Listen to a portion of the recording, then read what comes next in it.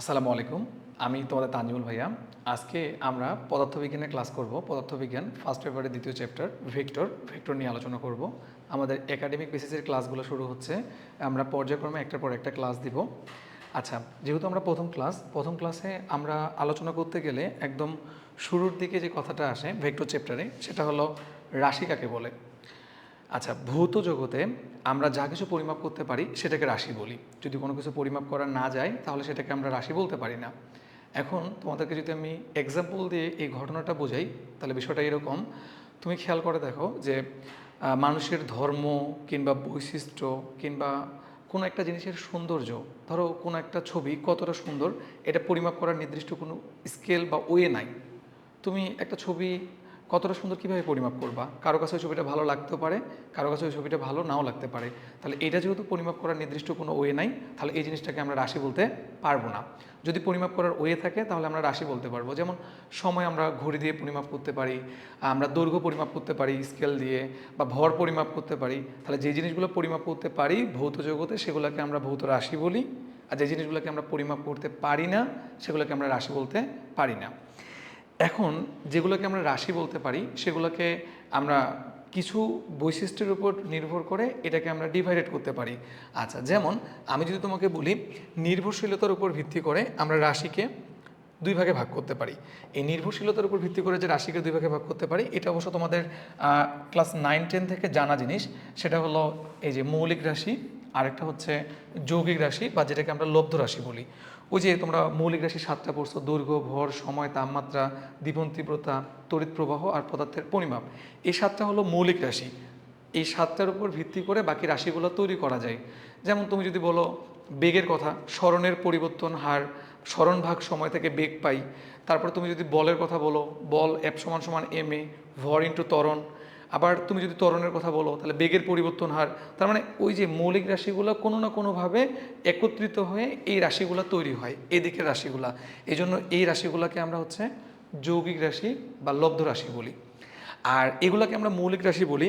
Sometimes কখনো কখনো এরকম একটা ইনফরমেশন পাওয়া যায় যে এই যে মৌলিক রাশির আরেকটা নাম হলো ভূমি রাশি। মৌলিক রাশির আরেকটা নাম হলো ভূমি রাশি। এই ভূমি রাশি কথাটা কোথা থেকে আসলো? আসলে বিষয়টা এরকম যে মৌলিক মানে কি, যে জিনিসটার উপর ভিত্তি করে বাকিগুলো তৈরি হচ্ছে। আর আমরা কোনো কিছুর যে বেস বা ফাউন্ডামেন্টাল, মানে যেটার উপর ভিত্তি করে, যেমন ভূমি, মাটির উপর ভিত্তি করে যে কোনো কিছু গড়ে ওঠে। তো যখন এই যে ফাউন্ডামেন্টাল কথাটা আসে, মানে ভিত্তি কথাটা আসে, তখন আমরা এটার অনেক সময় ভূমি কথাটা ব্যবহার করি। তো এই যে মৌলিক রাশিগুলোকে আমরা অনেক সময় ভূমি রাশি বলি। কখনো কখনো ইউনিভার্সিটির এমসিকিউ এরকম পাওয়া যায় যে ভর্তি পরীক্ষায়, যে নিচের কোনটি ভূমি রাশি। যদি বলে নিচের কোনটি ভূমি রাশি, তাহলে তুমি চিন্তা করবা ওই যে 7টা মৌলিক রাশি আমরা জানি, এই 7টা মৌলিক রাশির মধ্যে কারো কথা বলতেছে। তাহলে নিচের কোনটি ভূমি রাশি, তাহলে এই 7টা হচ্ছে ভূমি রাশি। এর মধ্যে যেটা অপশনে থাকবে সেটা অ্যান্সার হিসেবে নিবা। তাহলে এখানে ভূমি রাশি বা মৌলিক রাশি সম্পর্কে ধারণা তোমাদের আগেরই আছে। ওই 7টা বাদ দিয়ে বাকিগুলো হচ্ছে যৌগিক রাশি। এরপরে দিকের বিবেচনায়, বা তুমি বলতে পারো যে প্রকাশের বৈশিষ্ট্য বা ধর্মের উপর ভিত্তি করে আমরা এটাকে দুই ভাগে ভাগ করি। একটা হচ্ছে স্কেলার রাশি, একটা হচ্ছে ভেক্টর রাশি। আমরা 2 অধ্যায় ভেক্টর নিয়েই পড়াশোনা করব। তবে আমরা 9-10-এ এটা সম্পর্কে মানে সংজ্ঞা আকারে হলেও ধারণা পাইছিলাম। অল্প কিছু উদাহরণ পড়ছি আমরা 9-10-এ, যে স্কেলার রাশি, যে রাশি প্রকাশ করার জন্য তোমার হচ্ছে মান যথেষ্ট, মান দিয়েই প্রকাশ করা যায়, ওটাকে আমরা স্কেলার রাশি বলি। আর যেহেতু শুধু মান দিয়ে প্রকাশ করা যায়, দিকের দরকার হয় না, ওই জন্য এটাকে আমরা অদিক রাশি বলি। মানে এটা দিক নেই, অদিক রাশি, এটাকে আমরা অদিক রাশিও বলতে পারি। আর ভেক্টর রাশিকে আমরা হচ্ছে দিক রাশি বলি। ভেক্টর রাশিকে আমরা দিক রাশি বলি, কারণ এই রাশি প্রকাশ করার জন্য মানের সঙ্গে দিক দরকার হয়। যেমন বস্তুটার বেগ কোন দিকে, ত্বরণ কোন দিকে, বল কোন দিকে। একটা বস্তুর উপরে তুমি কোন দিকে বল প্রয়োগ করতেছ, তার উপর নির্ভর করবে বস্তুটা কোন দিকে যাবে। তাহলে এখানে বল প্রয়োগ করার ক্ষেত্রে এটা একটা গুরুত্বপূর্ণ বিষয়, যে তুমি কত মানের বল প্রয়োগ করতেছ, কোন দিকে বলটা প্রয়োগ করতেছ। যার কারণে আমরা হচ্ছে এই বল, এটাকে ভেক্টর রাশি বলে থাকি। তো এগুলো সম্পর্কে ধারণা তোমাদের টুকটাক থাকার কথা। তারপরেও আমি স্পেসিফিকভাবে যেই ভেক্টর রাশিগুলো নিয়ে তোমাদের কনফিউশন হয় সেগুলো নিয়ে একটু আলোচনা করব আজকের ক্লাসে।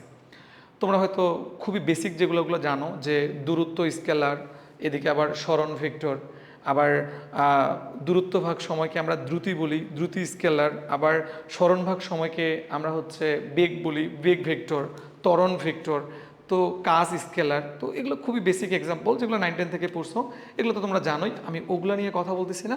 এখন আমি যেগুলো নিয়ে কথা বলবো, যে জিনিসগুলো আমাদের কনফিউশন তৈরি করে। আচ্ছা, ওকে। আমরা এখন কিছু এক্সাম্পল নিয়ে কথাবার্তা বলবো। এর মধ্যে সবার আগে আমরা যদি কনফিউজিং এক্সাম্পল, বা বিশেষ করে যে এক্সাম্পলগুলো আমরা বিভিন্ন পরীক্ষায় পাই, সেটা হলো, তুমি বলতে পারো যে আমাদের এইচএসসির যে বোর্ড পরীক্ষার এমসিকিউ, কিংবা তুমি বলতে পারো ভার্সিটি বা মেডিকেল অ্যাডমিশন টেস্টের যে ভর্তি পরীক্ষার এমসিকিউ, সেখানে এই প্রশ্নগুলো থাকে। কনফিউজিং একটা ব্যাপার হলো যে তড়িৎ প্রবাহ কি? তড়িৎ প্রবাহ স্কেলার রাশি। আচ্ছা, তড়িৎ প্রবাহ স্কেলার রাশি। আমরা তড়িৎ প্রবাহ নিয়ে কিছু কথাবার্তা বলি, এবং এইখানে আমরা একটা জিনিস খেয়াল করব যে এই যে তড়িৎ প্রবাহ, তোমরা তড়িৎ প্রবাহের ক্ষেত্রে যদি কোনো বর্তনী দেখো, সার্কিট, তাহলে সার্কিটে আমরা তড়িৎ প্রবাহকে কীভাবে আলোচনা করি? ধরো আমি যদি একটা ব্যাটারি বা কোষ দিই এভাবে প্লাস মাইনাস, তারপর ধরো আমি এরকম করে একটা খুবই বেসিক সার্কিট যদি ড্র করি, তাহলে আমরা এই যে প্লাস প্রান্ত থেকে মাইনাস প্রান্তর দিকে তড়িৎ প্রবাহ হয়, আমরা এই তড়িৎ প্রবাহের দিক এইভাবে দিই আই, এটা রোধ রেজিস্ট্যান্স আর, আর এর দুই প্রান্তের বিভব পার্থক্য বা তড়িৎচালক শক্তি আমরা ই বলতে পারি।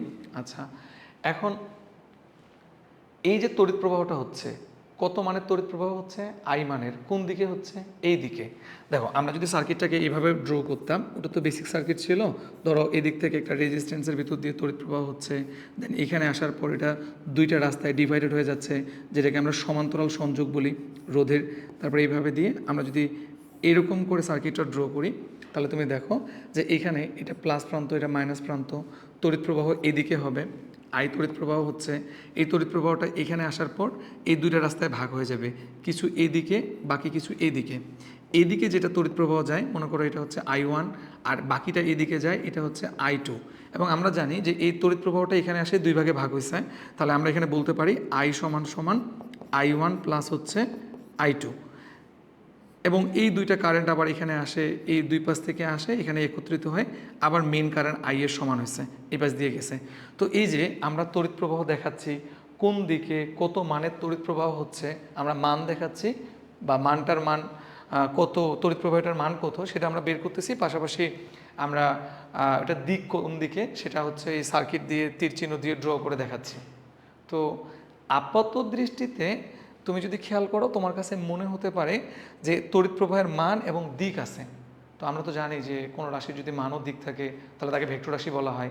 তো সেভাবে চিন্তা করলে এটা এই মুহূর্তের জন্য আমাদের কাছে ভেক্টর রাশি মনে হতে পারে। তো আমরা তো বললাম তড়িৎ প্রবাহ স্কেলার রাশি, তাহলে এটা কেন স্কেলার রাশি বা ভেক্টর রাশি কেন না? আমরা এই এই জিনিসটার এক্সপ্লেনেশনে যাই। দেখো, আমরা যদি সহজ এক্সাম্পল নিই, তাহলে আমরা সহজ এক্সাম্পল নিতে পারি হচ্ছে বল। তুমি খেয়াল করে দেখো, এটা একটা বস্তু, এই বস্তুর উপরে যদি আমি বল প্রয়োগ করি দুই দিক থেকে, তুমি ধরো এই দিক থেকে বল প্রয়োগ করতেছো, ধরো এদিক থেকে তুমি হচ্ছে 4 নিউটন বল প্রয়োগ করতেছো। আচ্ছা, তুমি যদি একই দিকে আরেকটা বল প্রয়োগ করো 3 নিউটন, মানে দুইজন মিলে একটা বস্তুকে ঠেলতেছো। তো খুব বেসিক থেকেই তোমরা বলতে পারো বস্তুটা সামনের দিকে যাবে, এবং এই 4 আর 3-এর যোগফল 7 নিউটনের সামনের দিকে যাবে। এটা বেসিক থেকে বলা যায়। এটা বোঝার জন্য আমাদেরকে ভেক্টর জানতে হবে, বিষয়টা এরকম না, কমন সেন্স। তুমি যদি এরকম করে চিন্তা করো, আচ্ছা ঠিক আছে, এই বস্তুটাকে যদি আমরা দুই দিক থেকে বল প্রয়োগ করি, এই দিক থেকে 4 নিউটন, আর আমরা যদি বিপরীত দিক থেকে 3 নিউটন বল প্রয়োগ করি, তার মানে এটা একটা বস্তু, আমি এই দিক থেকে 4 নিউটন বলে ঠেলতেছি, আর ঠিক অপোজিট দিক থেকে আমাকে একজন 3 নিউটন বলে ঠেলতেছে। তো ওইটার থেকে আমি বেশি বল প্রয়োগ করতেছি, কারণ ওটা 3, আমি 4, তো ওটার থেকে আমি কত বেশি বল প্রয়োগ করতেছি? 1 নিউটন। তো স্বাভাবিক কমন সেন্স থেকে বোঝা যায় যে তাহলে বস্তুটা সামনের দিকে যাবে, যেহেতু এটার থেকে এটা বেশি। কিন্তু কততে যাবে? এটার থেকে এটা যত বেশি সেই মানটাতে যাবে। তাহলে 4 থেকে 3 বাদ দিলে 1 নিউটন এটাতে যাবে।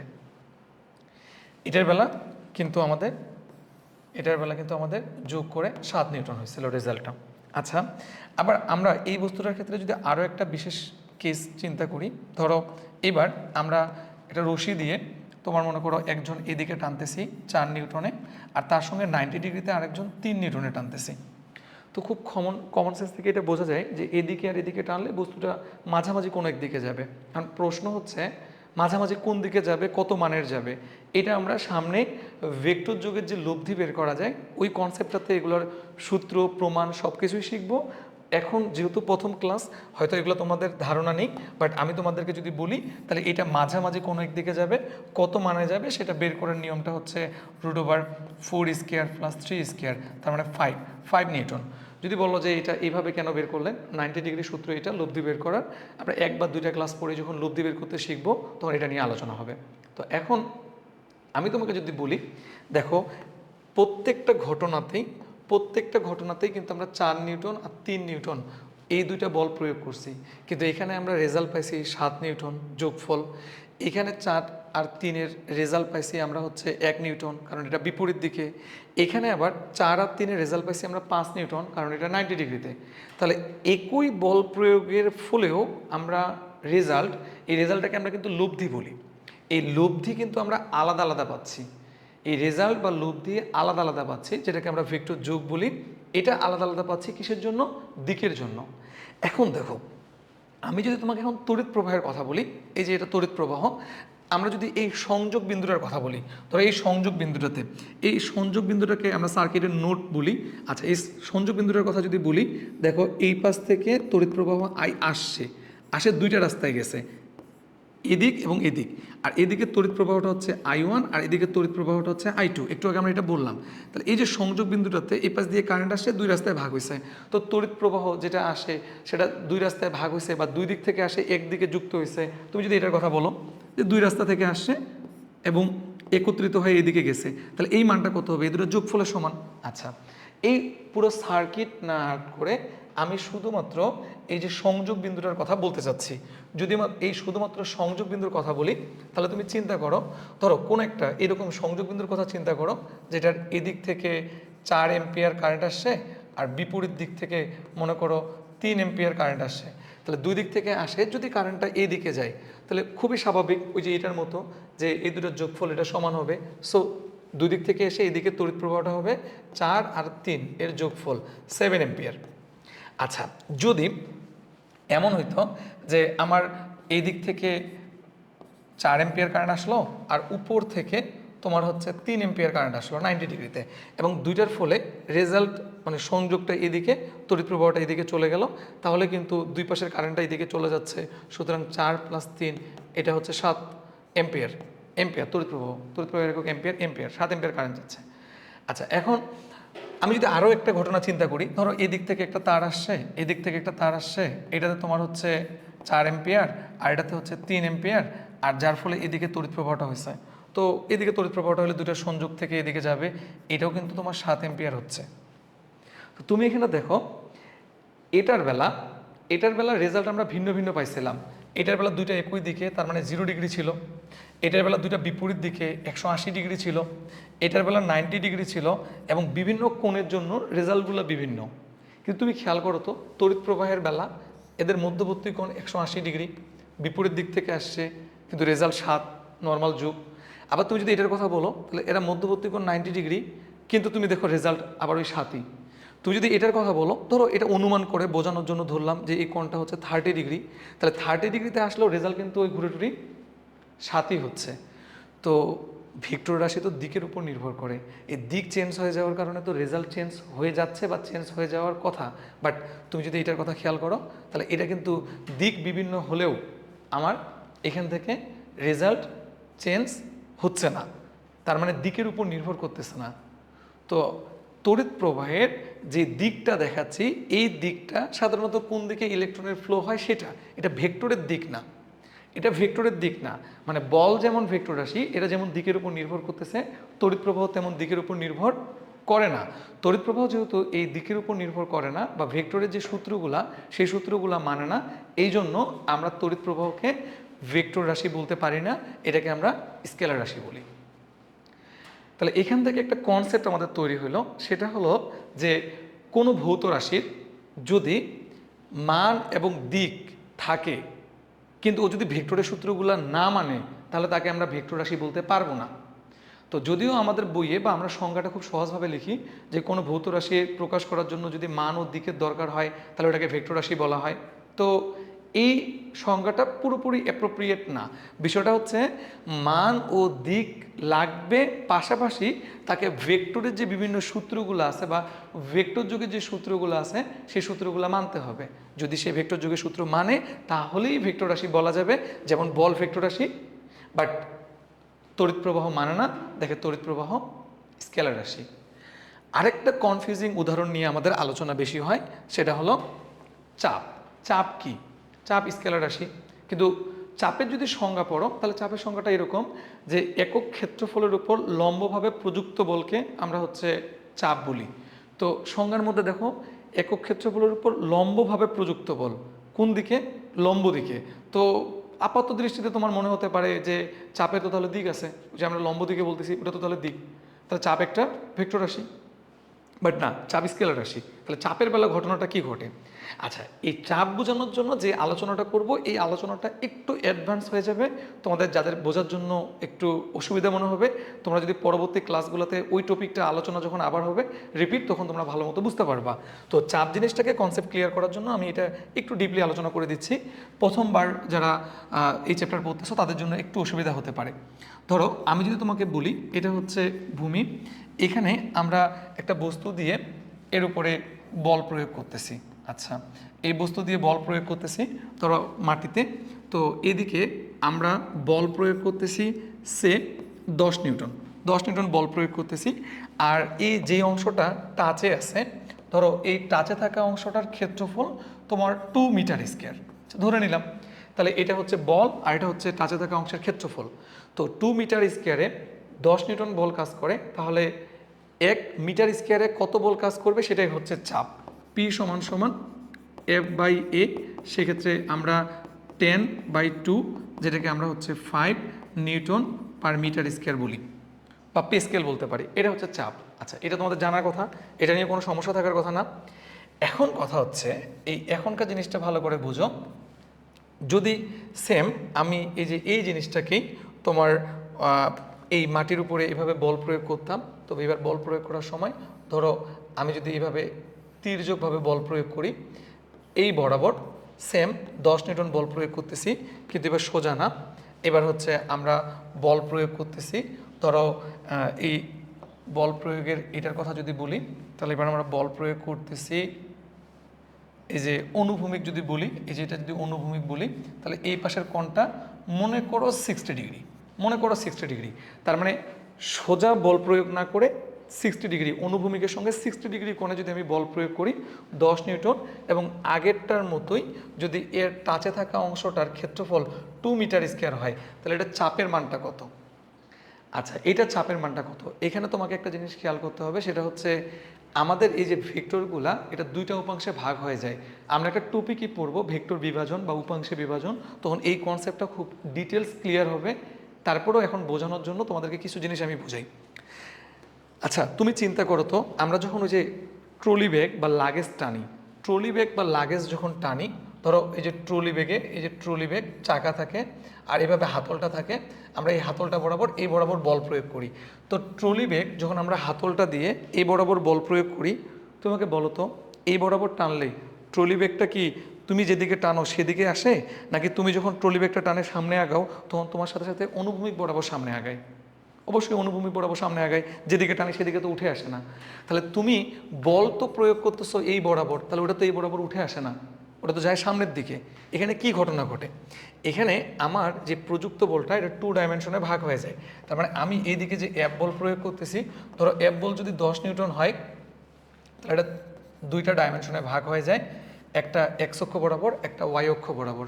তো আমার এইদিকে এটা যদি থিটা হয়, তো আমার এটা এক্স অক্ষ বরাবর, এটাকে আমরা Fx বলি, আর এটাকে আমরা Fy বলি। এটা ওয়াই অক্ষ বরাবর উপাংশ, এটা এক্স অক্ষ বরাবর উপাংশ, যেহেতু এটা থিটা এখানে ধরছি, তো আমরা এই ওয়াইটাকে এখানে চিন্তা করতে পারি। ভেক্টরের রিপ্লেসমেন্ট যখন পড়াবো তখন এই জিনিসটা ক্লিয়ার করে দেবো। এখন বোঝার চেষ্টা করো বিষয়টা সহজভাবে। এই যে Fy, তাহলে এটা একটা কি? একটা সমকোণী ত্রিভুজ। এটা যদি সমকোণী ত্রিভুজ হয়, তাহলে তুমি খেয়াল করে দেখো তো, কস থিটার সূত্র ফেলো এখানে, তাহলে কস থিটা সমান সমান ভূমি ভাগ অতিভুজ। তাহলে এখানে ভূমি Fx আর অতিভুজ হচ্ছে F, finally Fx equal to হচ্ছে F কস থিটা। সিমিলারলি আমরা যদি সাইন থিটার সূত্রের কথা বলি, সাইন থিটা সমান সমান লম্ব ভাগ অতিভুজ, এখানে লম্ব এফ ওয়াই এই যেটা এদিকে, আর অতিভুজ হচ্ছে এফ, আর গুণ করলে এফ ওয়াই ইকুয়াল টু হচ্ছে এফ সাইন থিটা। তাহলে এই যে আমরা ওয়াই অক্ষ বরাবর বল আর এক্স অক্ষ বরাবর বলটা পেয়ে গেছি। অর্থাৎ আমি তোমাকে বলতে চাচ্ছি, তুমি যে 10 নিউটন বল প্রয়োগ করছিলা, যদি তুমি এটা 60 ডিগ্রিতে প্রয়োগ করো, যদি ধরে নিলাম, তাহলে তোমার এই বরাবর এফ কস থিটা অর্থাৎ 10 কস 60 ডিগ্রি, যেটাকে তুমি কস 60 ডিগ্রি মানে হাফ, সুতরাং 5 নিউটন বলতে পারো। আর এদিকে এটা হচ্ছে এফ সাইন থিটা, আর মান যদি বসাই তাহলে এটা হচ্ছে 10 সাইন 60 ডিগ্রি, সাইন 60 ডিগ্রি মানে √3/2, তাহলে 5 √3 হবে, 5 √3 নিউটন। বিষয়টা দাঁড়াচ্ছে এমন, তুমি যদি এই যে ট্রলি ব্যাগ বা লাগেজটাকে এই বরাবর অনুভূমিকের সঙ্গে 60 ডিগ্রি কোণে 10 নিউটন বলে টানো, তাহলে লাগেজটা সামনের দিকে বল অনুভব করে 5 নিউটন আর উপরের দিকে বল অনুভব করে 5 √3 নিউটন। এই 5 √3 নিউটন উপরের দিকে ওজনের বিপরীতে কাজ করে, আর যেটা 5 নিউটন অনুভূমিক বরাবর সেটা ওকে সামনে নিয়ে যেতে সাহায্য করে, বা ওই বলটার জন্য ও সামনে আগায়। এই যে এটা হচ্ছে অনুভূমিক, এটা উলম্ব উপাংশ। বলকে এই বিভাজন করাটাকে আমরা হচ্ছে লম্বাংশে বিভাজন বলি, যেটা সামনে পড়বো। এখানে ওই কনসেপ্টটা দরকার বলে এটা একটু বোঝাচ্ছি, তুমি রিলেট করতে পারবা। ধরো তোমাকে যদি আমি বলি, তুমি যে হাঁটার সময় সামনে আগাও, তো তুমি যদি মনে করো যে আমি তো বল প্রয়োগ করি মাটিতে, তাহলে মাটি আমাকে প্রতিক্রিয়া বল দেয়, তো সমান ও বিপরীত প্রতিক্রিয়া বল। তা মাটিতে তুমি নিচের দিকে বল প্রয়োগ করলে মাটি তোমাকে প্রতিক্রিয়া বল উপরের দিকে দিবে, তা তোমার তো উপরের দিকে যাওয়ার কথা, তুমি তো সামনে যাওয়ার কথা না। তুমি হাঁটার সময় সামনে কিভাবে আগাও?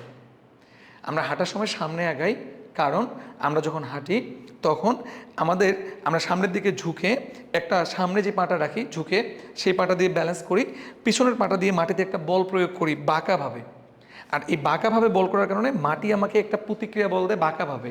এই যে প্রতিক্রিয়া বল দেয় বাঁকাভাবে, মাটিতে আমি তির্যকভাবে বল প্রয়োগ করি, মাটি প্রতিক্রিয়া বল দেয় বাঁকাভাবে।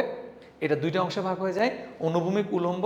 এই অনুভূমিক আমাকে সামনে নিয়ে যায়, আর উলম্ব আমার ওজনকে কমায় দেয় বা প্রশমিত করে। তো তুমি এখান থেকে যে ইনফরমেশনটা পড়বা সেটা হচ্ছে কোনো একটা বলকে দুইটা ডাইমেনশনে ভাগ করলে, বা কোনো একটা ভেক্টরকে যেদিকে থিটা থাকে ওটাকে আমরা হচ্ছে কস থিটা বলি, আর অন্যটাকে আমরা সাইন থিটা বলি। অর্থাৎ আমি তোমাকে এখন যেটা বোঝাতে চাচ্ছি, এই কোণটা যদি 60 ডিগ্রি হয় তাহলে এই কোণটা হচ্ছে 60 ডিগ্রি। তাহলে আমার এই 10 নিউটন বল দুইটা অংশে ভাগ হয়ে গেছে, এই দিক এবং এই দিক। যেদিকে কোণ সেটা হচ্ছে কস, সুতরাং এটা হচ্ছে 10 কস 60 ডিগ্রি, আর এটা হচ্ছে 10 সাইন 60 ডিগ্রি।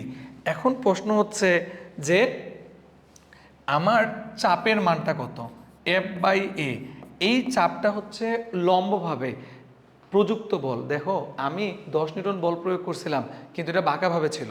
যেহেতু 10 নিউটন বল বাঁকাভাবে ছিল, তাহলে চাপ বের করার সময় এইটা আসবে না, আসবে কোনটা? ওই তলের সঙ্গে লম্ব বরাবর কতটুকু কাজ করছে। আর আমরা তো এতক্ষণ থেকে এটাই বুঝলাম যে তলের সঙ্গে লম্ব বরাবর কাজ করছে 10 সাইন 60 ডিগ্রি। আমার 10 নিউটন বলটা লম্বভাবে কাজ করে নাই, কথা বোঝা গেছে? তাহলে এইখানে আমরা যে অ্যাপটা বলবো এটা হচ্ছে লম্বভাবে, এখানে যদি এটাকে আমরা সাইন থিটা বলি, তাহলে এই সূত্রটাকে আমরা এখানে এইভাবে লিখতে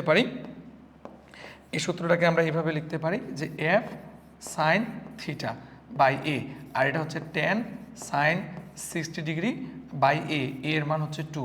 এটা ক্যালকুলেশন করলে যেটা আসবে, এই অংশটা ক্যালকুলেশন করলে যেটা আসবে সেটা হচ্ছে আমার চাপের মান। তো এইখানে চাপের মান কিন্তু 5 বেরিয়েছিল, এই জায়গায় কিন্তু চাপের মান 5 বেরোবে না, এটা ওই যে 5√3/2 এরকম একটা ভ্যালু আসবে। 60 ডিগ্রি মান √3/2, √3/2 10, √3/2 এর 2 কেটে দিয়ে তোমার হচ্ছে 5√3 আর ভাগ হচ্ছে 2, এত নিউটন পার মিটার স্কয়ার চাপের একক। তো তুমি খেয়াল করে দেখো, এখানেও 10 নিউটন, এখানেও 10 নিউটন, এখানেও 2 মিটার স্কয়ার, এখানেও 2 মিটার স্কয়ার, বাট এখানে চাপের মান যা, এখানে চাপের মান তা না, চাপের মান আলাদা। তো চাপের মানটা কিন্তু নির্ভর করতেছে না যে তুমি কোন দিকে বল প্রয়োগ করতেছো, ও অল টাইম দেখতেছে আমি যে জায়গায় চাপ প্রয়োগ করতেছি ওখানে লম্বভাবে প্রযুক্ত বলটা কত। এই লম্বভাবে প্রযুক্ত বলটা কত সব সময়। এই জন্যই চাপের জন্য এই যে দিকটা, এই দিকটা তোমাকে কখনো আলাদাভাবে বলতে লাগে না, এটা সবসময় ওই তলের উপর লম্বভাবে। আমি তোমাকে যদি বলি এই মেঝেতে কত চাপ প্রয়োগ করবা, তো তুমি যখন চাপ প্রয়োগ করবা বলবো যে এত নিউটন পার মিটার স্কয়ার চাপ প্রয়োগ করো মেঝেতে, তখন তুমি খেয়াল করে দেখবা যে এই চাপটা কিন্তু সোজা আমরা এই মেঝেতে লম্বভাবে প্রয়োগ করি। এখানে কিন্তু এটা বলার দরকার হয় না যে তুমি 30 ডিগ্রি, 60 ডিগ্রি, 90 ডিগ্রি, মানে বলের বেলা তুমি কত নিউটন বল কত কোণে প্রয়োগ করবা এখানে দিক বলা যেতে পারে বা কোণ বলা যেতে পারে, বাট চাপের বেলা এটা হয় না। আমি তোমাকে এই বোর্ডটাতে চাপ প্রয়োগ করতে বলি, তাহলে তুমি এই বোর্ডটাতে লম্বভাবে চাপ প্রয়োগ করবা। বোর্ডে চাপ প্রয়োগ করতে বলে তুমি কখনো কোশ্চেন এরকম করবা না যে বোর্ডে কত কোণে চাপ প্রয়োগ করব, এটা লম্বভাবে। বা এই জিনিসটাকে তুমি এইভাবেও সিম্পলিফাই করতে পারো। এই যে পে স্কেলের চাপের সূত্র যেগুলো আমরা পড়ছি, পে স্কেলের চাপের সূত্রে যদি তুমি কনসেপ্টটা দেখো তাহলে হয়তো এই জিনিসটা বুঝতে পারবে আর একটু। সেটা হলো, যেমন আমি তোমাকে যদি এভাবে বলি, মনে করো এটা একটা সিলিন্ডার, সিলিন্ডারের মধ্যে এটা একটা পিস্টন আছে, এই পিস্টনটা আমরা হচ্ছে উঠানামা করাইতে পারি। তো এর ভিতরে কোনো প্রবাহী পদার্থ আছে, সেটা বায়ু হইতে পারে কিংবা তরল হইতে পারে। আমরা যদি এই পিস্টনটাকে উপর থেকে বল প্রয়োগ করে নিচের দিকে নামাই, তাহলে এর ভিতরে যে বায়ুটা আছে সেটা চাপ অনুভব করবে। কোন দিকে? সব দিকে, সব দিকে সমানভাবে চাপ অনুভব করবে, যেটা আমরা পে স্কেলের চাপীয় সূত্র থেকে জানি।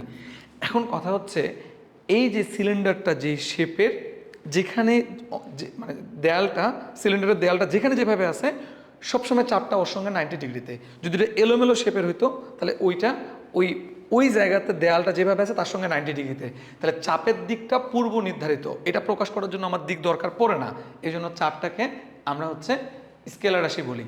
তাহলে তড়িৎ প্রবাহ স্কেলার রাশি, চাপ স্কেলার রাশি। আচ্ছা, আমরা ওই যে কিছু গুরুত্বপূর্ণ উদাহরণ নিয়ে কথাবার্তা বলতেছিলাম, তো গুরুত্বপূর্ণ উদাহরণ নিয়ে আলোচনা করতে গিয়ে এগুলো পাইলাম।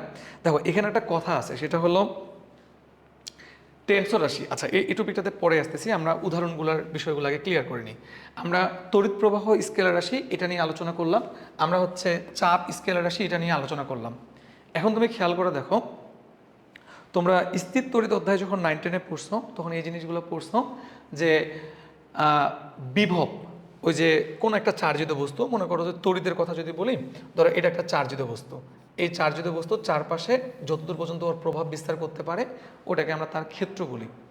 আর এই ক্ষেত্রের মধ্যে যদি আমরা একক ধনাত্মক charge 1 coulomb charge, positive 1 coulomb charge, একটা একক ধনাত্মক চার্জ নিয়ে আসি তড়িৎ ক্ষেত্রের মধ্যে, তাহলে ও যে পরিমাণ বল অনুভব করে বা আনতে যে পরিমাণ বল প্রয়োগ করতে হয়, এই যে পরিমাণ বল অনুভব করে ওটাকে আমরা হচ্ছে প্রাবল্য বলি। এই জন্য তড়িৎ প্রাবল্যর ক্ষেত্রে আমরা ই সমান সমান F/Q লিখতাম, যে একক ধনাত্মক চার্জ আনতে যে পরিমাণ বল অনুভব করে ও আনলে বা আনতে যে পরিমাণ বল প্রয়োগ করতে হয় সেটাকে আমরা প্রাবল্য বলতেছি। এই বল ভেক্টর রাশি তুমি এভাবে মনে রাখবা, এখান থেকে প্রাবল্যটা ভেক্টর রাশি, প্রাবল্যের দিক আছে, ওটা আমরা চলতড়িৎ স্থির তড়িৎ অধ্যায়ে ডিটেলস পড়বো ইন্টারমিডিয়েটে। এখন তুমি এভাবে মনে রাখো বল ভেক্টর রাশি, প্রাবল্য ভেক্টর রাশি। আর বিভবেরটা পড়ছিলাম আমরা, যে ওই বিন্দুতে আনতে আমাকে অসীম থেকে ওই বিন্দুতে আনতে যে পরিমাণ কাজ করতে হয় ওটা ওই বিন্দুর বিভব। বিভবকে আমরা ভি দ্বারা প্রকাশ করতাম, ভি সমান সমান W/Q। তুমি এইভাবে মনে রাখো যে কাজ স্কেলার রাশি, তাহলে বিভব স্কেলার রাশি। কাজের সঙ্গে তুলনা করে তুমি এটা মনে রাখো, এটা মনে রাখার উপায় যে কাজ বিভবের সঙ্গে সম্পর্কযুক্ত, কাজ স্কেলার বিভব স্কেলার, আর তোমার হচ্ছে বল ভেক্টর তাহলে প্রাবল্য ভেক্টর। তবে শুধুমাত্র এই যে তড়িৎ বিভব আর তড়িৎ প্রাবল্য বিষয়টা এমন না, যে কোনো প্রকার প্রাবল্য সব ভেক্টর, আর যে কোনো প্রকার বিভব মহাকর্ষীয় বিভব বা আদার্স যে কোনো বিভব পেলেই ওটাকে আমরা হচ্ছে স্কেলার রাশি বলবো। ইলেকট্রিক পোটেনশিয়াল ইংরেজিতে অনেক সময় এমসিকিউতে আসে। আচ্ছা, আরেকটা গুরুত্বপূর্ণ উদাহরণ এখানে আসে, সেটা হচ্ছে ক্ষেত্রফল। ক্ষেত্রফল কি? ক্ষেত্রফল ভেক্টর রাশি। পৃষ্ঠ বা পৃষ্ঠের ক্ষেত্রফল বা ক্ষুদ্র অংশের ক্ষেত্রফল ভেক্টর রাশি। এটা নিয়ে সূত্র আকারে যে আলোচনাগুলো ওগুলো ভেক্টর চ্যাপ্টারেই পাবা। আমরা যখন ত্রিভুজ বা চতুর্ভুজের ক্ষেত্রফল বের করি তখন আমরা ভেক্টরে যে সূত্রগুলো অ্যাপ্লাই করে বের করি সেটাই আমাদেরকে মানে ক্লিয়ার করে দেয় যে এটা কেন ভেক্টর। আমি তোমাকে যদি সহজভাবে বোঝানোর চেষ্টা করি তাহলে তোমাকে আমি এরকম ভাবে বুঝাইতে পারি যে ধরো মনে করো এই পেজটার কথা তোমাকে যদি আমি বলি, দেখো এই পেজটার দৈর্ঘ্য প্রস্থ আছে, তাহলে এর একটা এরিয়া বা ক্ষেত্রফল আছে। তুমি এইভাবে কল্পনা করো তো, ধরো উপর থেকে বাতাস আসতেছে, ফ্যান ঘুরতেছে, ফ্যানের বাতাস। তো যখন আমি এই মানে পাতাটাকে এইভাবে রাখবো তখন এর এখানে যে পরিমাণ বাতাস পড়বে, যে পরিমাণ বাতাস অনুভব করবে, তুমি যদি এই পেজটাকে এইভাবে রাখতা, তো তুমি খেয়াল করে দেখো খুবই পাতলা হওয়ার কারণে হয়তো বাতাসটা এদিকে এবং এদিকে চলে যেত, কোনো রকম বাতাস অনুভব করতো না। আবার এটাকে যদি আমি একটু বাঁকা করে রাখি তাহলে কিছুটা, আবার 90 ডিগ্রিতে এইভাবে রাখলে সর্বোচ্চ। তার মানে এই পৃষ্ঠটা আমি কিভাবে রাখতেছি এর উপর এই জিনিসগুলো কিন্তু নির্ভর করতেছে, এখন খেয়াল করে দেখো, যদি এটাকে আমি চেঞ্জ করি তাহলে নির্ভর করতেছে, বাতাস দিয়ে বুঝাইলাম, বাট এটা ইম্পর্টেন্ট একটা আলোচনা হয়ে দাঁড়ায় যখন আমরা তড়িৎ বলরেখা বা চৌম্বক বলরেখার ক্ষেত্রে তড়িৎ ফ্লাক্স বা চৌম্বক ফ্লাক্স বের করি। তো একক ক্ষেত্রফলের ভিতর দিয়ে কি পরিমাণ বলরেখা প্রবেশ করে ওটাকে আমরা ওই যে তড়িতের ক্ষেত্রে তড়িৎ বলরেখার বেলা তড়িৎ ফ্লাক্স বলি। তাহলে এখন তুমি দেখো বলরেখা, এটা পৃষ্ঠটা এইভাবে থাকলে সব বলরেখা এখানে প্রবেশ করে, আর এইভাবে থাকলে তো কোনো বলরেখা প্রবেশ করে না। তাহলে যে ফ্লাক্সের মানটা বিভিন্ন সময় বিভিন্ন রকম হয়, এর দিকের উপর নির্ভর করে। তাহলে এই পৃষ্ঠ বা পৃষ্ঠের ক্ষেত্রফলের একটা দিক আছে, এই দিকটা হচ্ছে এর সাথে লম্ব বরাবর, অর্থাৎ এটা যদি এইভাবে থাকে এর সঙ্গে লম্ব বরাবর। এই বোর্ডের কথা যদি বলি তাহলে বোর্ডের সঙ্গে লম্ব বরাবর, ধরো তোমাদের দিকে, তাহলে পৃষ্ঠ বা পৃষ্ঠের ক্ষেত্রফল এটার দিক আছে, এটার দিকটা হচ্ছে ওই তলের সঙ্গে লম্ব বরাবর। যদিও এখানে এটা নিয়ে মানে বিভিন্ন রকমের তথ্য আছে, ইসাক স্যারের যদি বই দেখো তাহলে তল বা পৃষ্ঠ একটি স্কেলার সেভাবে বলা আছে। এটাকে তুমি এইভাবে বলতে পারো যে যখন একটা বৃহৎভাবে চিন্তা করি, ধরো পৃথিবী পৃষ্ঠ পুরো পৃষ্ঠটা, তখন এরকম পুরো সারফেসটাকে অনেক সময় আমরা স্কেলার আকারে চিন্তা করি। কিন্তু যখন ক্ষুদ্র অংশের ক্ষেত্রফল বলি, বা কখনো যদি তোমাকে, যেমন ইসলামিক ইউনিভার্সিটিতে এডমিশন টেস্টে সম্ভবত 14-15 এরকম একটা প্রশ্ন ছিল, তল বা তলের ক্ষেত্রফল কি, তো ক্ষেত্রফল কথাটা যদি এরকম তলের সঙ্গে যুক্ত থাকে তাহলে এটা ভেক্টর রাশি দেখাবা। আবার তোমার রিসেন্ট মনে হয় 25 সালের কোনো একটা বোর্ডে এরকম আসে যে ক্ষুদ্র ক্ষেত্রফল বা ক্ষুদ্র পৃষ্ঠকে আমরা কি বলি, ভেক্টর রাশি বলি। আচ্ছা, তাহলে ক্ষেত্রফল ভেক্টর রাশি, তবে আয়তন স্কেলার রাশি। এটা আমি যখন ভেক্টরের ত্রিগুণন পড়াবো, ভেক্টরের ডট গুণন ক্রস গুণন নামে আলোচনা আসবে। ভেক্টর ত্রিগুণনে তোমাকে যখন আমি কোনো ভেক্টরের আয়তন বের করতে বলবো বা ওইটা সূত্র শেখাবো, তখন এটা ক্লিয়ার হবা যে এটা কেন স্কেলার রাশি। এটা পরবর্তীতে আলোচনা আসতেছে। আচ্ছা, ক্ষেত্রফল ভেক্টর, আয়তন স্কেলার। এখন যদি আমরা ঘূর্ণয়ন বলের কথা বলি বা বলের ভ্রামক বা টর্কের কথা বলি, কোনো জিনিস যখন ঘুরে তখন এটাকে আমরা ঘূর্ণায়মান বল বলি। দেখো, তুমি কোনো একটা বস্তুর উপর বল প্রয়োগ করে বস্তুটাকে সোজা সামনে নিয়ে যাও, কিন্তু তুমি চিন্তা করো তো, তুমি ওই যে যখন ফ্যান ঘুরে তো ওখানে কিন্তু ঘূর্ণায়মান বল কাজ করে। ফ্যান যখন ঘুরে তখন ওখানে ঘূর্ণায়মান বল কাজ করে। তারপর তোমাকে যদি আমি বলি এই যে দরজা ঘোরার সময় মনে করো যে ওটা তো ঘুরাইতে হয়, তার মানে ওখানে একটা ঘূর্ণায়মান বল কাজ করে। তোমরা হয়তো দেখবা যে ওই যে টর্ক, মানে ঘূর্ণায়মান বলের ক্ষেত্রে ঘূর্ণায়মান বলের আরেকটা নাম বলের ভ্রামক বা আমরা টর্ক বলি।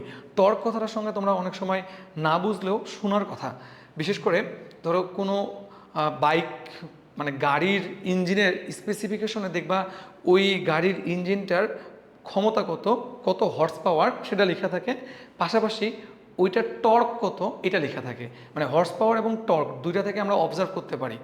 যেমন তোমাকে যদি আমি বলি, যেমন তুমি খেয়াল করে দেখো যে একটা ট্রাক, একটা কারের কথা যদি বলো, একটা কারের স্পিড কিন্তু অনেক বেশি, অনেক ফাস্ট চলতে পারে, বাট তুমি যদি অনেক ভারী কোনো জিনিসকে টানতে দাও ও কিন্তু আগাইতে পারে না, তার মানে ওটা যে ঘুরাবে ওই শক্তিটা পায় না। আবার তুমি ট্রাকের কথা যদি বলো তাহলে এর স্পিড কম, বাট এর টর্ক, ইঞ্জিনের টর্ক বেশি হওয়ার কারণে ও চাকাটাকে ঘুরাইতে পারে, ঘুরানোর কারণে কিন্তু এটা আগায় নিয়ে যেতে পারে অনেক ভারী লোড নিয়ে। এই যে তুমি যদি বলো, দেখবা যে বাইকের কথা যদি বলো, ধরো যেমন R15, যেটার মানে 150 সিসির আশেপাশের একটা বাইক বা আদার্স বাইকগুলোতে অনেক বেশি স্পিড উঠে। বাট রয়্যাল এনফিল্ডের কথা যদি বলো 350 সিসির একটা বাইক, বাট এটাতে কিন্তু টপ স্পিড অত বেশি না, বাট এটার টর্ক বেশি, ইঞ্জিনের হর্স পাওয়ার বেশি। টর্ক বেশি হওয়ার কারণে এটার ঘূর্ণায়নের যে শক্তিটা, ঘূর্ণায়ন যে বলটা, এই বলটা অনেক বেশি। এই জন্য দেখবা যে উঁচু নিচু রাস্তা, পাহাড়ি রাস্তায় ওই বাইকগুলো খুব মানে কনস্ট্যান্ট পারফরমেন্স দিতে পারে। টর্ক বেশি হওয়ার কারণে খুব ইজিলি চাকাটাকে ঘুরাইতে পারে এবং খুব উঁচু জায়গায় খুব স্মুথলি উঠে। টর্ক এই জিনিসটাকে বলা হয় যে ঘূর্ণায়মান বল। এই যে ঘূর্ণায়মান বল, এই ঘূর্ণায়মান বল বা টর্ক বা বলের ভ্রামক, এটা হলো ভেক্টর রাশি। যদিও আমি এই টর্ক সম্পর্কিত পরের ক্লাসে অনেক বিস্তারিত আলোচনা করব যে টর্কের মান কিভাবে আসে, দ্বিতীয় ক্লাসে তোমরা পাবা। তবে ঘূর্ণায়মান বলের আরেকটা নাম হলো টর্ক। এই টর্ক হলো ভেক্টর রাশি। এটাকে আমরা বলের ভ্রামকও বলি। আচ্ছা, এটাকে আমরা বলের ভ্রামক বলি। এখানে এখানে তোমরা হচ্ছে যে জিনিসটা খেয়াল রাখবা সেটা হচ্ছে যে যখনই কোনো কিছু, গোটা ফিজিক্স জুড়ে তোমরা অনেক জায়গায় ভ্রামক কথাটা পাবা। যখনই কোনো কিছু শেষে ভ্রামক পাবা, বলের ভ্রামক, তারপর দ্বন্দ্বের ভ্রামক, চৌম্বক ভ্রামক, তড়িৎ ভ্রামক, মানে অনেক জায়গায় তোমরা এই ভ্রামক কথাটা পেতে পারো। তুমি যখনই ভ্রামক কথাটা পাবা, ভ্রামক কথাটা পাইলেই তুমি মাথায় রাখবা যে এই সকল প্রকার ভ্রামকই হচ্ছে ভেক্টর রাশি, তবে ব্যতিক্রম হচ্ছে জড়তার ভ্রামক। এই জড়তার ভ্রামক স্কেলার রাশি, জড়তার ভ্রামক স্কেলার রাশি। জড়তার ভ্রামক নিয়ে আলোচনা হবে 4 অধ্যায় নিউটনিয়ান বলবিদ্যা, ওখানে এটা নিয়ে বিস্তারিত পাবা। তো জড়তার ভ্রামক হচ্ছে স্কেলার রাশি, এটা মনে রাখবা। তোমরা তো জড়তা বুঝো, জড়তা তোমার হচ্ছে ওই যে স্থির বস্তু স্থির থাকতে চায়, গতিশীল বস্তু গতিশীল থাকতে চাওয়ার যে প্রবণতা, ওটাকে আমরা জড়তা বলি। আর ঘূর্ণয়ন জড়তাকে আমরা জড়তার ভ্রামক বলি। যেমন ধরো একটা ফ্যান স্থির অবস্থায় আছে, সুইচ দিলা, সঙ্গে সঙ্গে তো চলতে শুরু করে না, আস্তে আস্তে স্পিড আপ হয়। এই যে আস্তে আস্তে স্পিড আপ হয়, ওই স্থির থাকতে চাচ্ছিল, তারপরে ওকে ঘুরাচ্ছ, এই জড়তাটাকে আমরা ঘূর্ণয়ন জড়তা বলতেছি। বা কারেন্ট চলে গেলে ফ্যানটা সঙ্গে সঙ্গে বন্ধ হয় না, কিছুক্ষণ সময় নেয়, কিছুক্ষণ পর যে বন্ধ হয়, এই যে ওর ঘুরতে থাকার প্রবণতা, এটাকে ঘূর্ণয়ন জড়তা বলি। এটা নিউটনিয়ান বলবিদ্যা, এটা নিয়ে আমরা বিস্তারিত আলোচনা করব। প্রতিসরাঙ্ক, এটা এমসিকিউতে পাওয়া যায়। প্রতিসরাঙ্ক, ওই যে প্রতিসরণ থেকে প্রতিসরাঙ্ক আসছে, মনে করো হালকা মাধ্যম থেকে ঘন মাধ্যম, ধরো এটা যদি কাঁচ হয় তো মনে করো কাঁচ মাধ্যমে যদি আলোক রশ্মি প্রবেশ করে, তো এই হালকা মাধ্যম থেকে যদি ঘন মাধ্যমে যায় তাহলে এটা বিভেদ তলের দিকে চেপে যায়, মানে আই, আর এটা হচ্ছে আর। এই যে আলোক রশ্মি বেঁকে যায়, কতটা বেঁকে যায়, এটা মাধ্যমটার প্রতিসরাঙ্কের উপর নির্ভর করে। তোমরা 9, 10-এ প্রতিসরাঙ্ক ইটা দিয়ে পড়ো, কিন্তু ইন্টারমিডিয়েটে প্রতিসরাঙ্ককে মিউ চিহ্ন দ্বারা প্রকাশ করা হয়, গ্রিক লেটার। তো যাই হোক, ওটা পরবর্তীতে পাবা। তো এই প্রতিসরাঙ্ক নিয়ে বিস্তারিত আলোচনা করব আমরা হচ্ছে সেকেন্ড পেপারের জ্যামিতিক আলোকবিজ্ঞান চ্যাপ্টারে, তখন ওটা নিয়ে বিস্তারিত পাবা। তবে এটা এমসিকিউতে আসে প্রতিসরাঙ্ক। তো যেই উদাহরণগুলো তোমাদের মধ্যে মানে এমসিকিউতে প্রায় আসে এবং কনফিউশন তৈরি করে, এগুলো নিয়ে আমি এখানে আলোচনা করলাম। এই জিনিসগুলো একটু তোমরা খেয়াল করবা এমসিকিউর জন্য। এখন তোমাকে যদি বলি, এই যে তড়িৎ প্রবাহ বা বিশেষ করে এই যে চাপ, বা এই চাপের সঙ্গে আমরা হচ্ছে পীড়ন, ওই যে পীড়ন বিকৃতি পড়ছি, পীড়ন কথাটা পাবো, এগুলো নিয়ে বিস্তারিত আলোচনা হবে পদার্থের গাঠনিক ধর্ম অধ্যায়ে। এই যে পীড়ন, বিশেষ করে জড়তার ভ্রামক, এগুলো মূলত হচ্ছে টেনসর রাশি। হ্যাঁ, তুমি বলতে পারো ভাই টেনসর রাশি আবার কী জিনিস? আচ্ছা, তুমি যদি কখনো মনে করো বিভিন্ন এআই গুলোতে সার্চ করো টেনসর কোয়ান্টিটিস লিখে, কিংবা গুগল করো, তাহলে তুমি টেনসর কোয়ান্টিটিস সম্পর্কে কিছু ইনফরমেশন পাবা। তোমাকে যদি আমি বলি, যেমন আমি এটা সার্চ করে রাখছি, তুমি যদি টেনসর কোয়ান্টিটিস লিখে সার্চ করো, এই যে টেনসর কোয়ান্টিটি লিখে সার্চ করো, তাহলে বিভিন্ন জায়গায় তুমি দেখবা। যেমন এই ওয়েবসাইটে যদি আমরা দেখি যে টেনসর কোয়ান্টিটিস, দেখো a tensor quantity is a physical quantity. এই টেনসর রাশিটা একটা ভৌত রাশি, that is neither vector nor scalar, মানে এ না ভেক্টর না স্কেলার, এ ভেক্টরও না স্কেলারও না। এখন এরা কারা? এই যে এদের বিভিন্ন এক্সাম্পল আছে, স্পেশালি এই যে দেখো মোমেন্ট অফ ইনার্শিয়া, যেটাকে আমরা জড়তার ভ্রামক বলতেছিলাম, স্ট্রেস, পীড়ন, এই যে আরও কিছু উদাহরণ দেওয়া আছে। এই যে উদাহরণগুলো দেওয়া আছে, এই উদাহরণগুলো হচ্ছে টেনসর রাশি। এই যে দেখো প্রতিসরাঙ্ক টেনসর রাশি, তারপর জড়তার ভ্রামক, এগুলো হলো টেনসর রাশি। তুমি বলতে পারো আপনি তো মাত্রই বুঝাইলেন এগুলো হলো স্কেলার রাশি। আসলে আমাদের ইন্টারমিডিয়েটের সিলেবাসে আমরা দিক বিবেচনায় রাশিকে 2 ভাগে ভাগ করছি, একটা হলো স্কেলার রাশি, একটা হলো ভেক্টর রাশি। হয় স্কেলার হবে আর না হলে ভেক্টর হবে, এই দুইটার মধ্যে যে কোনো একটা হবেই। এখন এই যে টেনসর রাশি, এটা আমাদের ইন্টারমিডিয়েট লেভেলের সিলেবাসে নাই, এটা তুমি হায়ার এডুকেশনের বইয়ে পাবা। তো যেই জিনিসগুলো তোমার কনফিউশন তৈরি করতেছে যে এরে আমি না পুরোপুরি স্কেলার বলতে পারতেছি, না পুরোপুরি ভেক্টর বলতে পারতেছি, এরা মূলত টেনসর রাশি। এখন যখন ওই রাশিটার মধ্যে স্কেলার এবং ভেক্টর উভয় ধরনের ধর্মই বিদ্যমান থাকে, কিন্তু হিসেব নিকেশ করার সময় আমরা কোন সূত্রগুলো ব্যবহার করি বা কোন বৈশিষ্ট্যগুলা, ও যদি স্কেলারের মতো বৈশিষ্ট্যগুলো দিয়ে হিসেব নিকেশ করা যায়, তখন আমরা তাকে স্কেলার রাশির যে ক্যাটাগরি সেটাতে ফেলি। আর যদি ভেক্টরের সূত্রগুলো মেনে ওর রেজাল্টগুলো বের হয়, তখন আমরা ওকে ভেক্টর রাশির ক্যাটাগরিতে ফেলি। তার মানে এটা জানার জন্য পড়াচ্ছি, তোমার এটা সিলেবাসের বহির্ভূত টপিক, তুমি রাশি দুই প্রকারভাবেই পড়বা, স্কেলার ভেক্টর। টেন্সর বলে কোনো কিছু তুমি পড়বা না, বাট এটা জানার জন্য যে কনফিউশন যেগুলো তৈরি করতেছে যে এটা কি, ওটা মূলত স্কেলারও না ভেক্টরও না, ওটা টেন্সর রাশি। বাট আমরা ইন্টারমিডিয়েট লেভেলে ওটা একটা হিসাব নিকাশ করার জন্য যদি ওর মধ্যে স্কেলারের মতো আচরণ বেশি পাই তখন ওটাকে আমরা স্কেলার রাশি বলি, আর ওটাকে যদি ভেক্টরের মতো আচরণ বেশি পাই তখন ওটাকে আমরা ভেক্টর রাশি বলি। যেমন আমি যদি তোমাকে এমসিকিউতে দিই যে প্রতিসংখ্যক কী, তুমি বলবা স্কেলার রাশি। আমি তোমাকে যদি বলি জড়তার ভ্রামক কী, তাহলে তুমি বলবা হচ্ছে স্কেলার রাশি, তখন কিন্তু তুমি টেন্সর রাশি বলবা না। তো এই জিনিসটা তোমরা ইনফরমেশন জানার জন্য পড়ে রাখতে পারো। এখন এটা গেল বিভিন্ন রকমের রাশি। অ্যান্ড এই যে ভেক্টর রাশি, ভেক্টর রাশিকে আমরা কীভাবে প্রকাশ করতে পারি? ভেক্টর রাশিকে আমরা হচ্ছে দুইভাবে প্রকাশ করতে পারি। একটা হচ্ছে জ্যামিতিক প্রকাশ বা সরল রেখা দ্বারা প্রকাশ, আরেকটা হচ্ছে অক্ষর দ্বারা। এখন দেখো, তোমাকে যদি আমি জ্যামিতিক প্রকাশের কথা বলি, ধরো এই গ্রাফে প্রত্যেকটা ঘর যদি 1 করে হয়, তোমাকে মনে করো আমি এইভাবে দিলাম 1 2 3 4 5 6, 6 ঘর দিলাম। তো এই যে 6 ঘর দিলাম, 6 ঘরের মধ্যে আমরা এই জায়গায় স্টার্ট করছি, এই জায়গায় শেষ করছি।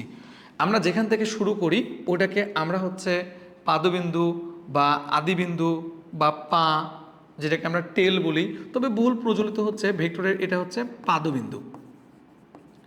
আর যেখানে শেষ হয় এটাকে আমরা হচ্ছে শীর্ষবিন্দু বলি। শীর্ষবিন্দু বা শেষ বিন্দু বা মাথা বিভিন্নভাবে বলা হয়, তবে শীর্ষবিন্দুটা বেশি প্রচলিত। তাহলে যেখানে শুরু হয় এটা হচ্ছে আদিবিন্দু, যেখানে শেষ হয় ওটা হচ্ছে শীর্ষবিন্দু। এখান থেকে এই পর্যন্ত যে ডিরেকশনটা, এটা হচ্ছে ভেক্টরটার দিক, আর এই যে এর দৈর্ঘ্যটা ওটা হচ্ছে ভেক্টরটার মান। তো ভেক্টর রাশির জন্য কি থাকে? মান থাকে, দিক থাকে। তো এখন এই যে ডিরেকশনটা এটা হচ্ছে ওর দিক, আর এর যে দৈর্ঘ্যটা এটা হচ্ছে মান, তাহলে মান ও দিক তো প্রকাশ করতে পারলাম। তাহলে তো আমরা ভেক্টর রাশিকে মানে এক প্রকার প্রকাশ করতে পারছি বলা যায়। ধরো এরপরে তোমাকে যদি দিই যে এবার 3 ঘর দিলাম, তো এটা যত এটা তার অর্ধেক, এর দিক আর এর দিক সেম। আচ্ছা, আমি তোমাকে যদি এখন এইটাকে ধরো সেম জিনিসটাকে এখানে নিয়ে আসলাম, তবে এবার আমি একটু ডিরেকশনটা চেঞ্জ করে দিই। ধরো এইটারে আমি এভাবে ঘুরাই দিলাম, তো তুমি খেয়াল করে দেখো এইটার দৈর্ঘ্য আর এটার দৈর্ঘ্য সেম। দুইটার যেহেতু দৈর্ঘ্য সেম, তাহলে দুটার মান একই, কারণ দৈর্ঘ্যটাই তো মান। এর তুলনায় এদের মান অর্ধেক। এর দিক যে দিক, এর দিক সেই দিক, বাট এর দিকটা সেই দিক না, এটা অন্য দিক, এই যে এই দিকে। তাহলে তুমি কোন দিকে প্রকাশ করতে পারলা? এর দৈর্ঘ্যটা থেকে এর মানকে প্রকাশ করতে পারলা। তাহলে এই যে মান এবং দিক দুইটাই প্রকাশ করতে পারতেছি এই সরল রেখা দ্বারা। এটাকে আমরা সরল রেখা দ্বারা প্রকাশ বা জ্যামিতিক প্রকাশ বলি। এবার যদি আমরা এই অক্ষর দ্বারার কথা বলি, তুমি খেয়াল করে দেখো তো, অনেক সময় আমরা বলতাম যে কোনো বস্তুর উপরে আমরা বল প্রয়োগ করছি, এফ বল 10 নিউটন, মনে করো যে উত্তর দিকে, দিকটা বলে দিলাম, তো আমরা এইভাবে প্রকাশ করি। আর এফ ফোর্স বল, এটার উপরে কি করি আমরা? তীর চিহ্ন দিই। এই যে উপরে তীর চিহ্ন দিয়ে আমরা ভেক্টরকে প্রকাশ করি, এই যে এইভাবে আমরা প্রকাশ করতেছি ভেক্টরকে, এটাকে আমরা বলি হচ্ছে অক্ষর দ্বারা। যেমন স্মরণের বেলা এস লিখি, বেগের বেলা ভি লিখি, ভেলোসিটি। সবসময় যে ওই নাম অনুযায়ী নিতে হবে এমনটা না, তুমি যে কোনো অ্যালফাবেট নিতে পারো, ধরো যে কোনো লেটার নিতে পারো। স্পেশালি যেমন তোমাকে যদি আমি বলি তুমি কোনো ভেক্টরকে এ দিয়ে প্রকাশ করলা, তাহলে এর উপরে তীর চিহ্ন দিয়ে ওর ভেক্টরটাকে প্রকাশ করতে পারো। তুমি শুধুমাত্র উপরে বার চিহ্ন দিয়ে, কিংবা নিচে বার দিয়ে, কিংবা বোল্ড হরফ বলতে হচ্ছে মোটা অক্ষর, যেটা এরকম করে মোটা অক্ষর দিয়ে তুমি হচ্ছে ভেক্টরকে প্রকাশ করতে পারো। এই চারভাবে ভেক্টরকে অক্ষর দ্বারা প্রকাশ করা যায়, সরল রেখা দ্বারা আর অক্ষর দ্বারা। আর অক্ষর দ্বারা এই চারভাবে, উপরে তীর, উপরে বার, নিচে বার অথবা বোল্ড। এখন এগুলোর মধ্যে এই যে বোল্ড, এটা তো লেখা ঝামেলা, মাত্রই দেখলা। আমি তোমাকে যদি এরকম করে দেখাই, দেখো এখানে যদি তোমাকে আমি লিখে দেখাই, ধরো এখানে আমরা যদি এ লিখি, এই যে এটা এ, হ্যাঁ, আচ্ছা পাশাপাশি দুইটা এ লিখি, দুটা এ এর মধ্যে আমরা যদি এই যে নিচের এটাকে, দুটো তো সেম এ, নিচের এটাকে যে আমরা যদি বোল্ড করি, তাহলে দেখো খেয়াল করিও নিচেরটা কিন্তু উপরেরটা থেকে একটু মোটা হয়ে গেল। বোল্ড তুলে দিলাম, এই যে বোল্ড। বাঁকা হওয়াটাকে আমরা ইটালিক বলি, যে বাঁকা, আর এইটাকে আমরা বোল্ড বলি। তো আমি তোমার হচ্ছে এই যে সোজা করে নিয়ে, এই দেখো এটা সেম, এই যে এখন বোল্ড করে দিলাম। তো এই বোল্ড করে আমরা ভেক্টরকে প্রকাশ করি। বাট তুমি একটা জিনিস নোটিস করো, এই যে বোল্ড করাটা যে হাতে লেখার ক্ষেত্রে ঝামেলা, আবার এইটা যখন থাকতেছে পাশাপাশি তখন আমি বুঝতেছি এটার তুলনায় এটা বোল্ড, বাট এটা না থাকলে এটা যে বোল্ড আমি কীভাবে বুঝবো? তো এই জন্য এইটা দিয়ে ভেক্টরকে প্রকাশ করা যায়, বাট আমরা তেমন ব্যবহার করি না। এর উপরেরটার কথা যদি বলো আন্ডারলাইন, সাধারণত আমরা কোনো কিছুর গুরুত্ব বোঝানোর জন্য আন্ডারলাইন করি। তো এইটা দিয়ে তুমি গুরুত্ব বোঝাচ্ছ না ভেক্টর বোঝাচ্ছ, কনফিউশন তৈরি করে, এটাও তেমন ব্যবহার করা হয় না। আবার উপরে যদি বার দাও, সাধারণত গড় নির্ণয়ের জন্য উপরে বার ব্যবহার করা হয়। এখন তুমি এইটা বার ব্যবহার করছো যে গড় বেগ বের করার সময় ভিড়ের উপরে বার চিহ্ন দিই না, তো এটা এখন গড় নাকি ভেক্টর, এটাও কনফিউশন তৈরি করে। এই জন্য এটাও তেমন ব্যবহার করা হয় না। ভেক্টরের বহুল ব্যবহৃত নিয়মটা হচ্ছে উপরে তীর চিহ্ন, এটা দিয়ে সব থেকে বেশি ব্যবহার করা হয়, এই উপরে তীর চিহ্ন দিয়ে। এখন এটা তো ভেক্টরের প্রকাশ, তো সামটাইমস তো আমাদের ভেক্টরের মান প্রকাশ করার দরকার হয়। মানে যেমন সবসময় তো আমরা যেমন গ্র্যাভিটি অঙ্ক করার সময় কী করতাম, F = এত নিউটন, কোন দিকে সবসময় তো ভেক্টর রাশির দিক দিতে হয় না, সামটাইমস মান বা মানের দরকার হয়। তো সামটাইমস মান বা মানের যদি দরকার হয় তখন আমরা কি করি, মান বের করার জন্য আমরা মডুলাস ব্যবহার করি। অর্থাৎ এই যে ভেক্টরকে প্রকাশ করে মডুলাস চিহ্ন দিই, এইভাবে প্রকাশ করে মডুলাস চিহ্ন দিই, অথবা এইভাবে প্রকাশ করে মডুলাস চিহ্ন দিই, অথবা শুধু অ্যালফাবেটটা লিখি। তার মানে এইটা দিয়ে ভেক্টর আর এটা দিয়ে ভেক্টরের মান প্রকাশ করি। শুধু অ্যালফাবেটটা দিয়ে আমরা ভেক্টর এর মান প্রকাশ করতে পারি। যেমন কখনো বল প্রকাশ করার জন্য আমরা কি লিখি, যে ধরো জাস্ট এইভাবে লিখি F = 10 নিউটন, তো এটা তো ভেক্টর রাশি, শুধু মান প্রকাশ করতেছি F চিহ্ন দিয়ে। তো শুধু লেটারটা দিয়ে তোমার হচ্ছে ভেক্টর রাশির মান প্রকাশ করা যায়, অথবা মডুলাস চিহ্ন দিয়ে।